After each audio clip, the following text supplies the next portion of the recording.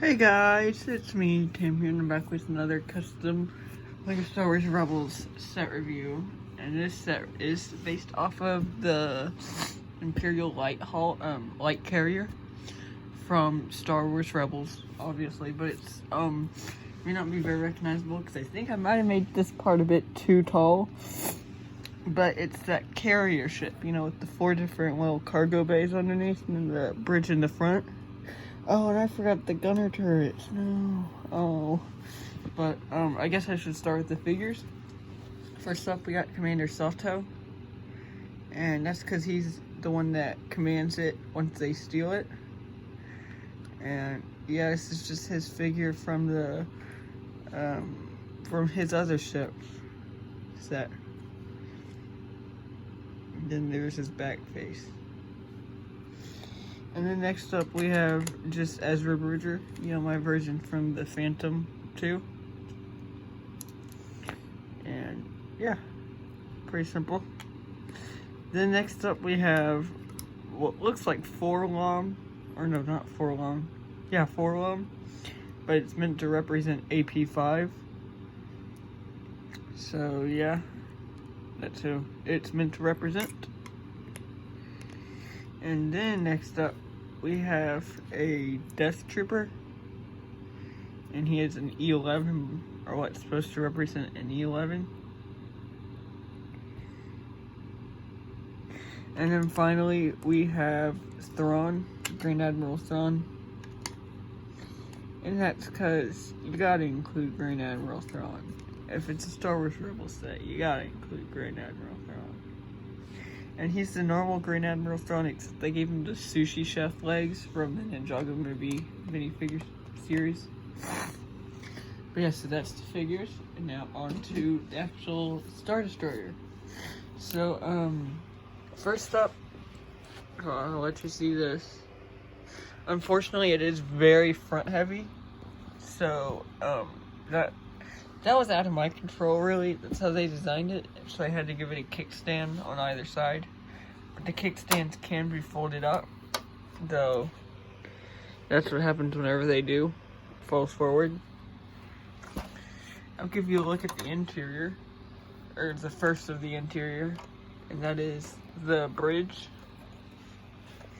So the bridge is actually here, but there's a feature that I implemented where you can remove it. Basically what you do is, instead of removing the top, you actually will see these gray parts, you just pull them out. So once you do that, oh well, that came all the way out. There we go. So yeah, you just pull them out, just one pin. That one came all the way out too.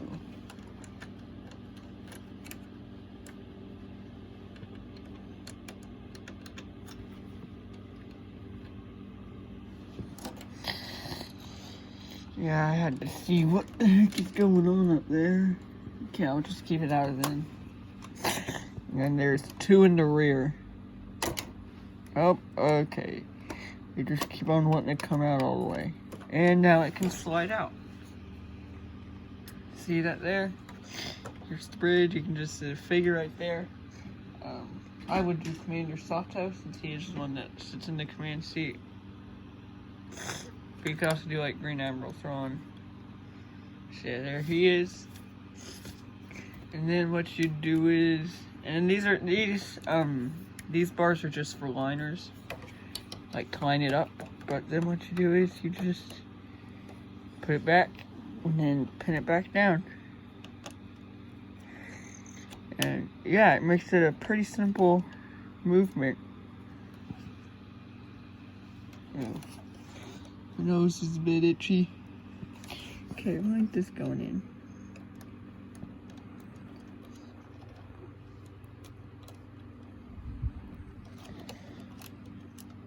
Okay, I don't know. This thing is not wanting to go back together.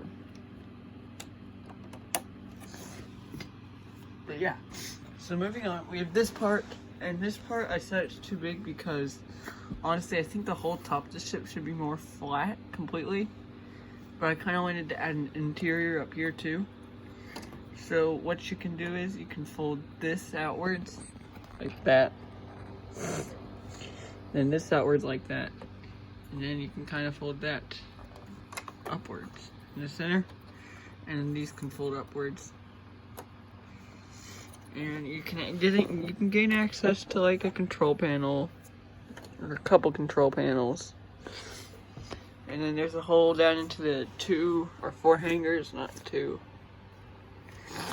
And then there's what was going to originally be a handle, but that failed utterly as it's incredibly front heavy.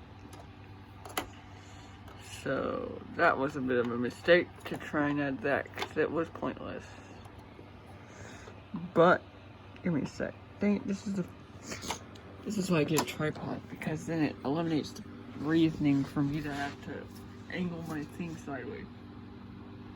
And actually I just remembered I'm not even finished on the sides yet, because it's still incredibly hollow on the sides. But I'll place on its back for this.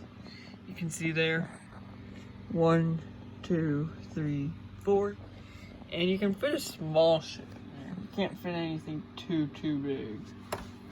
Like, let me grab myself a speeder bike. Yeah, unfortunately nothing too big. Heck, even a speeder bike pokes out. So it's kind of like, what's the point of this? I just really wanted to make it. Unfortunately, it would have to be in a larger scale for it to actually work. But yeah, I don't even know if a Phantom could fit in there. But yeah. So that's what it looks like. And it's really just hollow on the inside. I mean, it goes pretty far back, surprisingly, but it's still pretty hollow. And here's a bit of the underside. Once again, here is the little Technic pin things. Oh, there we go, that went back in. And then there's the back ones. And once again, the legs just fold up in there, and it's completely flat. Well, mostly, because then there's still a bit of the foot left. So, yeah. Oh, wait, I can put this back in. So, yeah.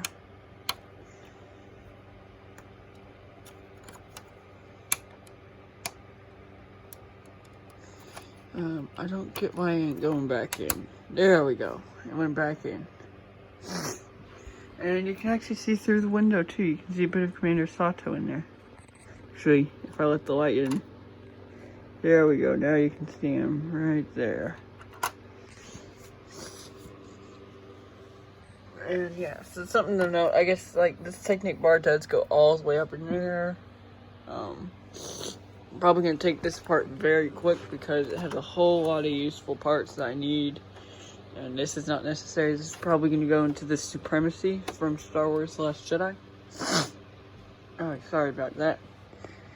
But yeah, thank you all for watching, and I'll see you all in my next video. Bye.